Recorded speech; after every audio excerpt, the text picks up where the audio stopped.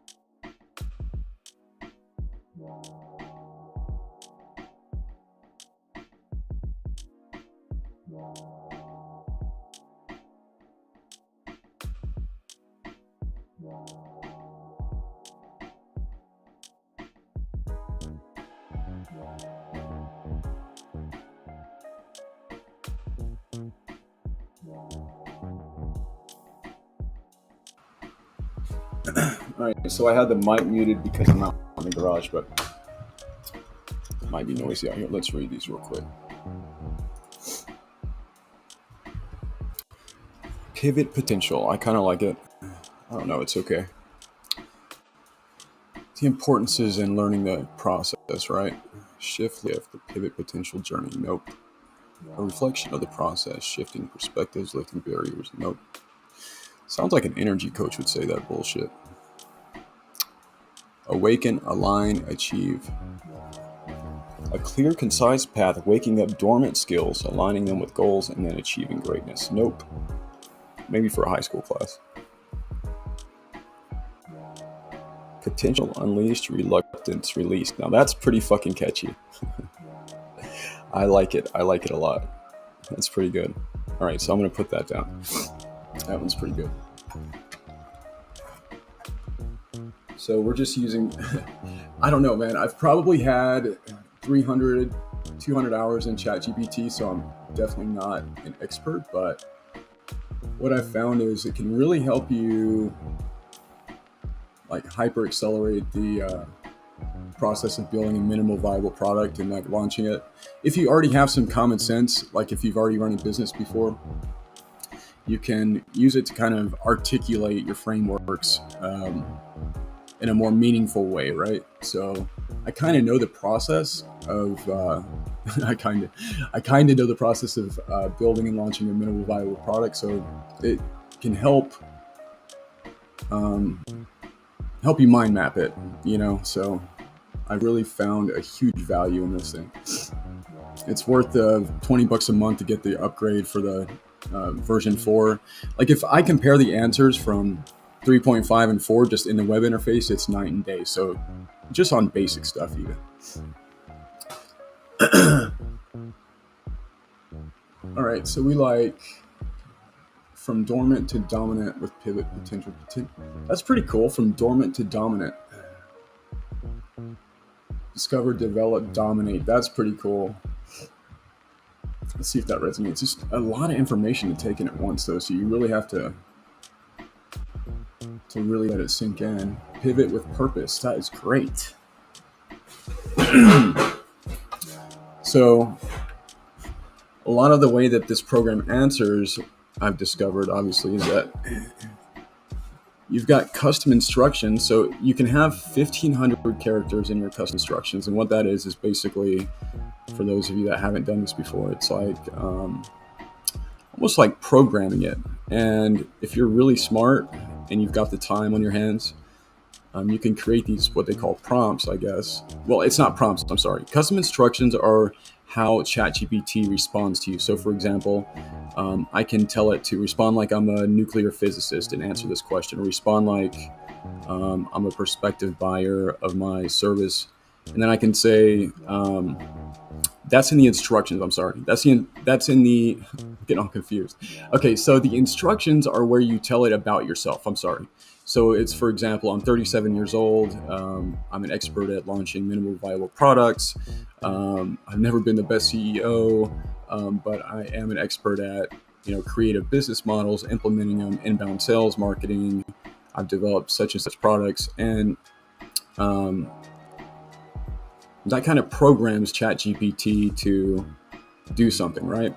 And then here in your question asking, I can't remember what the character limit is on that, but you can even really boil down your questions. So you can start using ChatGPT to develop the best question. For example, I can ask it, what is the best way that I can rewrite this to fit in my 1,500 character limit custom instructions for you. That way you'll respond with favorable answers, right? Or rewrite this for me, so you can let it help you develop your ideas that you're writing too. I've seen a lot on TikTok and stuff, because I've been on TikTok lately. I've seen a lot of copywriters and stuff saying stuff like, it's going to take your job and everything like that. Yeah, it likely will, because dude, if you're not premium already, if you're not the best at what you do, it's not really an argument anyway. Somebody's going to take your job. So premium will always be paid for. But this is a great tool. It's not, dude, I can beat its copy so far. Maybe I just did instructions or something, but I can beat its copy 10 out of 10 times every time. So if I develop the same thing on my own and then I spit it in there, my copy is a million times better, right? And it will convert better. So that's not the problem. The problem is that people aren't using it for what I see its use is, which is developing out your, there's tons of uses like the Python and all that stuff. And it's got resume builder built in here and all kinds of cool little stuff. And then of course the plugins on top. But the primary use is just to develop your ideas, at least for me right now. The default program does not plug into like any information that was newer than I think 2 years. Like everything in here is 2 years old. But I have noticed I haven't gotten into like any of the plugins other than one or two like copy.ai. But I haven't really done the shiny object syndrome to see what else is out there. But I have seen where you can like add a plugin that will give you the web updates and stuff. So it'll search like new information. So anyway, tonight I'm just trying to develop my process on creating a minimal viable product. And this isn't necessarily a product that I would launch, but I've got a notebook here and I'm kind of mapping out my steps, because while I definitely was never the best CEO, I was probably one of the worst. And like when I reflect, I was probably the worst in like every way possible. But I'll say that what I have always been the best at is developing new ideas and new profit centers in businesses where like the founders or the coaching shop or whatever, or the consultant has, he's kind of hit a plateau, or he or she has hit a plateau, and he's like, I see, like I'm working this business model and it's been successful and it works, but I've reached a plateau where I can't make any more, or like we've hit our cap for growing or scaling or whatever, and we just don't really know next steps because we're cash poor or whatever the problem is, right? So I think it was yesterday, I was talking to a guy who he wasn't selling enough of his go high level to quit his day job. And like it's the classic problem, right? It's funny. It's funny because he ended up telling me what I should do and so forth. But long story short, it's like you should never hire a consultant that has a day job, or you shouldn't. This is my opinion. Take it for what it's worth. I've been around the block and stuff, and I don't think you should ever hire a coach. Or if you are a person that wants to offer coaching, consulting, you shouldn't be offering it to the public unless you are out of your day job, because it basically just fucking, oh man, I'm just rerunning this conversation in my head because this guy could not sell enough to quit his day job. And it's like, dude, one deal could be 10 grand a month. What's the problem? But I totally understand it, because he's kind of stuck in this limiting belief that he can't sell without social proof of testimonials and stuff that say that he's already, made 10 businesses millionaires or whatever, like I have or whatever, right? So I totally can appreciate that. But on the other hand, he doesn't understand the opportunity he has, such a freaking amazing opportunity with a blank canvas to start from, because he has no press out there. He has no experience to stop him from making, naive decisions. He should make naive decisions. He's a young guy and stuff, and he should just go all in. It's like, do it before you get married, or while you're married, like I did it. Do it before you're married to really have like huge commitments, because the worst thing that can happen is that you run out of cash and you go get a job for a while, or you sell security systems or whatever the hell you got to do. But while you're doing that, if you are an amazing entrepreneur, while you're doing that, make sure that you're soaking in their business models, their frameworks that they use for things like skills that you may not really be strong in. So, for example, back before I really found success in my agency for the first time, my wife and I were struggling, and my ex-wife, right? We were struggling at the time financially and stuff. I remember one time, man, we had to count nickels to get a soda pop or something like that. I don't know, this is a long, long time ago.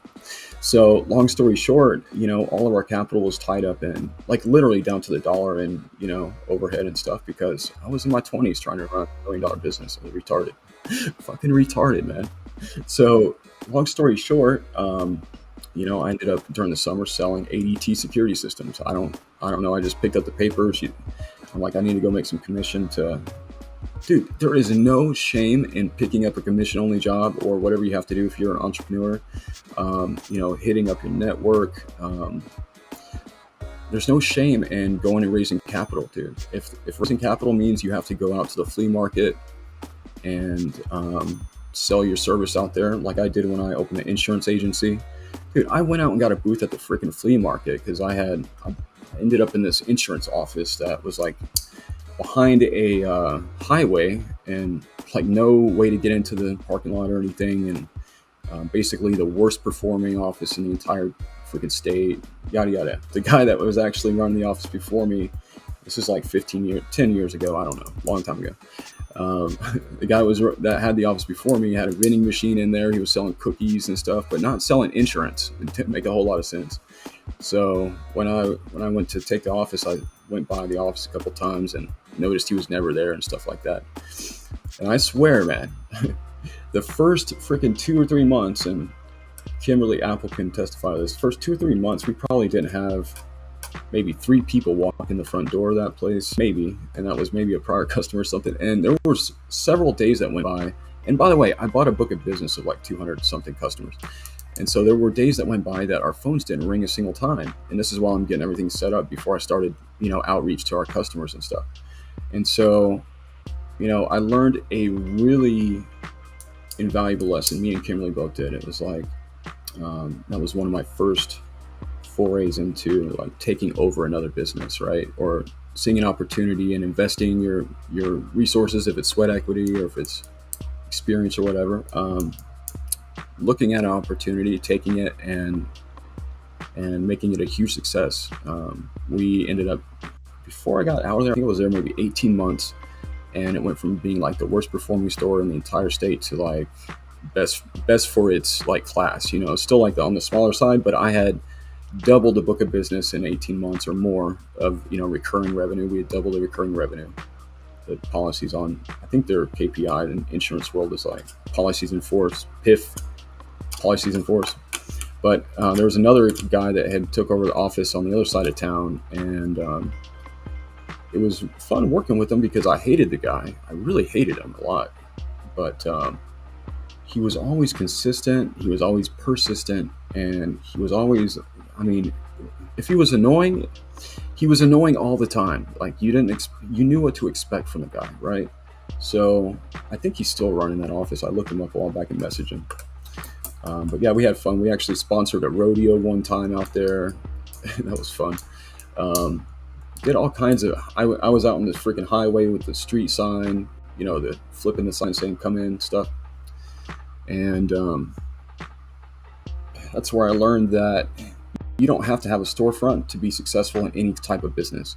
Every State Farm, Joe Blow, or whatever thinks that their name on the building, is it's their life aspiration to have their name on a building or office on Main Street or whatever it is. And I get that. I mean, I went through that in my early 20s. I thought that it was. I saw some of my friends that were opening up web design shops and stuff that were like, on the Riverwalk and things like that. And it's really cool because it can be such a tool if you have the ability to do something like that. If you think about it from the perspective of recruiting, someone to sell for you or whatever it is, I respected the guy for having the ability to produce a material item of, whatever his rent was for the store. And that was cool. But once my aspirations matured more, we opened up an office in LaGrange, Georgia, which was like in the middle of the freaking woods. And it was like a not 4-person, like a fourplex, like a commercial fourplex out like by the fire station outside of town. We're talking Georgia. I'm in Phoenix now, Scottsdale, but outside of town in Georgia. All right. And I remember I knew that like I had done all of the, this is way after the insurance stuff, right? I got out of that stuff. I got sued and all kinds of stuff for my partner. She violated her non-compete, which I didn't do my due diligence and realized that she had signed one like 8 years prior, but she didn't know that she had, AKA I was just like too pumped with inspiration. So long story short, we got out of the business that I was telling you about behind the freaking out in the country, and she was in, under the same brand. I won't speak the name of it, but we decided we were going to get together and open up a brokerage. I put $5,000 into it, and that was for the. We'll get to the LaGrange stuff. Just let me take you back for a second. I can go back on this, but so she basically left her shop. She was running the highest performing one, and that tells you a lot about me because she was the highest performing, most respected insurance agent in the entire state, and literally. Was making probably 3 times as much money as I was. And I, was able to convince her that her and I doing business together under our own independent brokerage, we could conquer it all. She quit her career. I left. And I actually worked at the freaking company for like 2 months afterwards. And they would come in and they're like, because my freaking salary was like bankrolling the freaking office for the launch up. And we ran all the numbers and we're basically like, we have to write 400 policies in 2 months. And if anybody in the insurance world, especially like we were down doing property and casualty, what I didn't know at the time, her and her husband had their life license and I was a freaking rookie 18 months in the insurance world. We opened up an office on Main Street in LaGrange, Georgia, or what, it's not called Main Street, but it's called Lafayette Parkway, but it's the main street going through where in small town USA, my ex-wife's mom was a known insurance agent in town, and me being like, 26 years old or something, having the biggest building on the corner, and she didn't barely even know I was doing insurance. I didn't even tell her I was opening the office because I knew she was going to be like just Debbie Downer about it, and she surely was. She didn't talk to me for 2 years after that. Or something to that effect. It went downhill from there, obviously. For a good reason. That's a good thing. So, long story short, they fired some insurance agent at her office, and I got wind of it and hired her at my office. And that really, I told her, she told me, she said, it's business and personal is 2 different things. I said, I agree. She said, what makes you think you can open up an insurance office and like, you don't even know how to write a policy? You can't even explain such and such law to me. And I said, well, I have my license and we have a broker's license, and we were able to rent the place. And I went and got, oh my gosh, the amount of work it took to get, for example, I can't remember. I don't know. Progressive was the one. Okay, so Progressive, you have to, I think, write $2 million or something like that before they even assign you a salesperson with their company. But you can write Progressive, and you want to hang that on your freaking front door, because Progressive is, Progressive has no brokerages. They're not captive, so they're one of the main major ones that are not captive, which means that they have like State Farm, their own office. So to write Progressive, it's pretty cool. We ended up being the top performing office for most of their lines. Most of the lines that we had, I think we had the one that Shaquille O'Neal advertises for a lot now, the General. Back then, it was like not even heard about. We were writing the General, but I learned a lot of stuff. It was because I placed Vicky, and she helped me place her in the role of office manager, salesperson at the front desk. Basically, she took entire responsibility over the office. I ran the back end of it, of making the phone nonstop ring. We wrote over 400 policies in a 2-month period. I think we had probably, and I was working at my own office full time, not even doing this. It's like after hours, like I'm doing now, right? So I remember my buddy Chris came into the office one day, and I was there at like this hour, and he knew he could always come find me at this hour because I work late on development stuff. And he was like, dude, I was in here the other day and you sent something out. I don't know what you did, but I was talking to Vicky, and the phones, literally, there were 11 people in queue waiting to talk to somebody, and we had 3 people live on the lines. He was like, I said, yeah, I told her it was about to happen. So cool tools that I learned back then, like being able to, send a outbound phone recording where it says, hey, it's Scott. Your database, working your database. Hey, it's Scott. I just want to let you know that we need to update your policy. It looks like you may have some new rates available. I'm on the other line right now. I'm sending you a voice memo. Press 1 if you can hold for up to 2 minutes. And then when I'm finished with this call, I'll call you back. And then just log everybody that presses 1. So I'm not saying, that we send it to any cold data, but we sent it to people that had opted in, So just that's just a little tiny thing for small business stuff. So many cool things you can do. But my point is that there are ways that you can get ahead using ChatGPT. It's not to write your copy, but it's to write frameworks that you can work in to write your copy if you're a copywriter.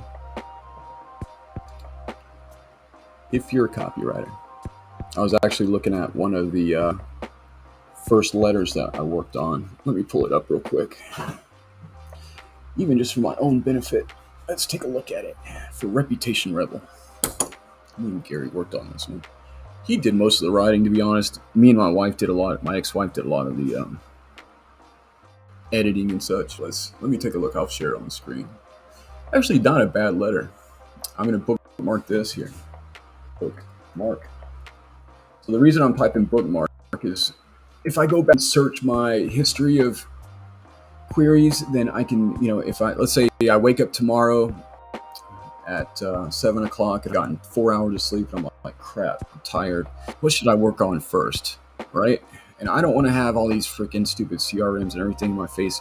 Guys, I've been out in the country for like 6 or 7 years. I don't want to have using the web interface. I'm probably messing this up without using some type of GUI overface that does some kind of cool stuff to ChatGPT, but I don't know.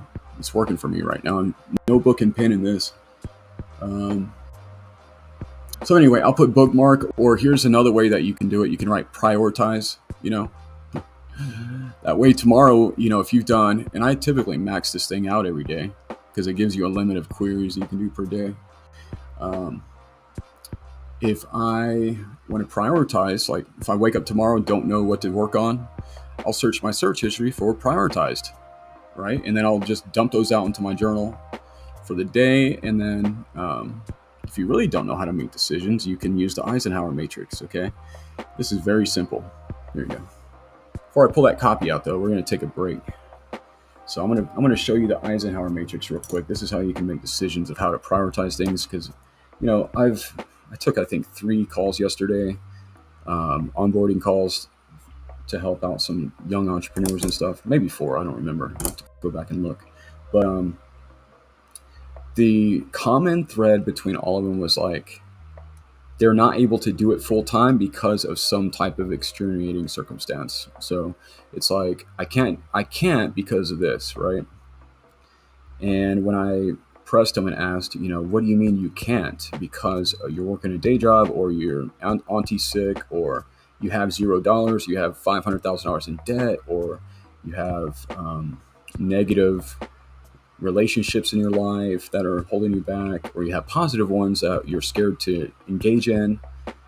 Whatever the freaking problem that they couldn't be successful for was that they were giving me, the common thread was that they just freaking couldn't do it. All right.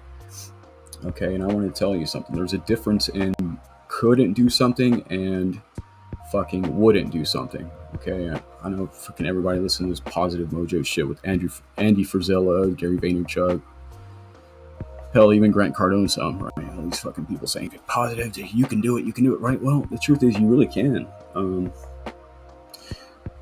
You really can. And I used to say this a lot. I used to say the amount of success that you're capable of achieving or having in your life is fully dependent upon the amount of decisions that you're willing to make in a day. Decisions, right? Sorry, I got some cotton mouth going on. So, beautiful thing about Arizona, marijuana is totally legal here. Okay. So if you see me smoking a joint, I'll tell you, it follows my three guiding principles. That's legality, ethics, and personal passion. That means I want to fucking do it. So they couldn't do it for whatever reason, right? Couldn't and wouldn't. Two different things, right? I was talking to somebody 2 days ago, and I said, why don't you just freaking fly out here and we'll go to the little $100 a night resort over here that has a big pool at it. We'll get a room there for 2 nights, and or, $200 a night, whatever it is. I don't know, Princess is like $400 probably. We'll get a suite over here, and we'll pay for the suite during the time we're together, because I've already given you the audit, and it looks like you've got some value here that we can really, literally, immediately take action on. And I'm going to deliver the plan that you're going to use to do that, and I'm going to personally guarantee that it's that your investment's paid for, right? So if I can offer that type of no risk opportunity, right, and you still can't do it, then that's not really your main problem. Like if you literally agree that that's your best course of action is to get in front of me for 2 days, which, depending on your condition, if you're not ready, you're not ready. But if you can literally tell me that's your best course of action to move ahead, but yet you still can't get face to face with me for some reason. And though I'm not going to lie, in the past I put off stuff for some reason or another too. Shit, we all make mistakes, but that's the past. The best thing about the past is it's not right here today. It's not in the present, right? So,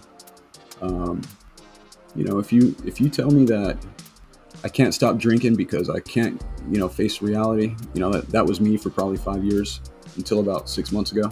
I don't know, 5 months ago, I'm not counting. But yeah, I started thinking, I had a few friends in my life say, hey man, you're drinking a lot. You are drinking a lot, man. What's going on? I start, I'm not drinking that much. I'm getting my job done kind of, but now that I'm not drinking, no, I wasn't getting my job done too well. Yeah, that's a topic for another show, but was I an alcoholic? I don't know yet. I'm still not sure if I'm an alcoholic, but I do know that I was behaving like one. The last 5 months, I've probably drank a total of 6 beers, where I had a little moment there and I realized, shit, I've been drunk every day for, 5 years. Why? Well, because my mind runs like this and I get on live stream and be silly. If I don't drink. No, but over the last 5 months, I've, really come a long way. So if you guys are out there, you're drinking every day, not only is it freaking unhealthy for you, man, I've taken off a lot of fucking body fat. But you guys want to get in some good summertime shape, put down the 12 packs, man. It's fun at the lake though. It's even more fun at the lake if you're not drinking every day, and then you go drink a 6-pack at the lake over the weekend. You're like, woohoo, well, I'm daddy drunk now, right? Like your dad's on one White Claw and he's falling off the boat type of stuff. So, back to the can't thing, okay? If you think that the decision that you're making, and we're going to get to the Eisenhower Matrix, by the way, I'm not really off my rocker, I promise, but I've got a lot to talk about. If you really think you can't do it because of something, because of some reason, let's talk about the reason that you can't do it. So I want to say, I'm trying to pull up my notes here. I'm not going to talk about anybody personally, but I'm just trying to remember the reasons why they couldn't do it. By the way, if any of you guys have followed along my journey, if you think I've just been playing around for the last couple of years, that's not the facts. Dude, I got so many cool things going on, and I can't wait to share them. I can't wait to add the value back where it needs to be, and so forth. And it's a lot more easy to do it when you're not drunk every day, I'll tell you that much. Now, should I be saying that in public? I really don't care. Should I be live streaming at 12:40 in the garage, when I'm about to, on LinkedIn, because it's not professional to live stream on LinkedIn? Well, you're watching it at 12:40 or whenever it is, so you don't have to watch it. Just go back to bed, Grandpa. It's a school night. Go back to bed.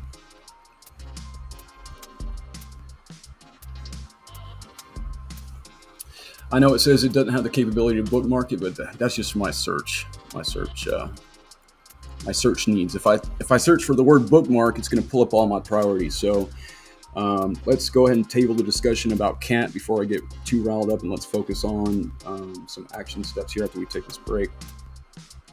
And I have no idea if anyone's even listening to this or care, but I am coaching myself through this because we have some things to develop that are deliverable by tomorrow. So if you're following this, and you'll get to hang out with me as we develop this business that I'm going to show you. I've had tons of people, we're about to go on break here, but I've had tons of people that are like, I don't know what to do when I wake up or when I sit down at my desk at work. I don't know what to do. What should I work on first? Because it's like, I'm not in the zone all day is what they're really saying. Okay. When you wake up in the morning, you don't know what to do. You don't know what to work on. Maybe it's alcohol, marijuana, or chasing grab ass with girls, or just not being focused on your development for whatever reason, because it's too much work to do, or your bandwidth's capped out, or you just can't fucking get the energy to do it, or you're too depressed. If you're a producer and you are not producing every day, publishing and producing every day, hello, you're gonna be depressed, you idiot. I'm a high producer and I don't produce every day, and I'm depressed. I don't get it. Yeah, it's because you're a producer, bro. Step up, right? It's because you're a producer and you're not producing. That's why you're depressed. And the reason you're not producing is because you're depressed. So you decide when you're going to stop doing that. If you're numbing everything with alcohol or playing grab ass or whatever it is you do, video games, Xbox, I don't care. Whatever it is. So, pivot potential. Let me think on that one a bit. I don't know. I do like some of the mottos, the taglines that he gave me though here. That's pretty good. I'm not really great at creating product names and things like that. English is not my first language. So I don't know the difference in an adjective, a verb, or a bird. I'm going to pull up my first sales letter that I worked on here for direct mail, and I'm going to, I'll have the link of it. You know what? Send me a text message. I'll put it on the bottom. If you want the PDF to this, and I'll send you another bonus too. I've got all of the Billy Mays infomercial transcripts that you can feed to ChatGPT. Send me a text to my Google Voice, and I'll set up to just text everybody the link. I'll put the number up here in a second.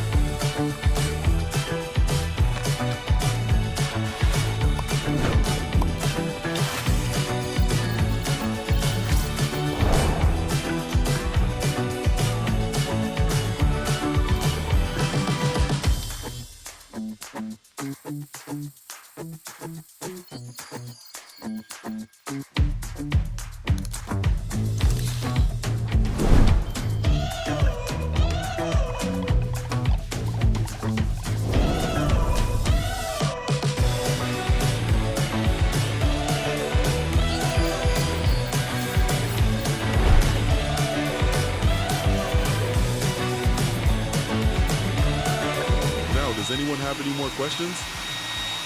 If not, let's move on to the next topic of discussion.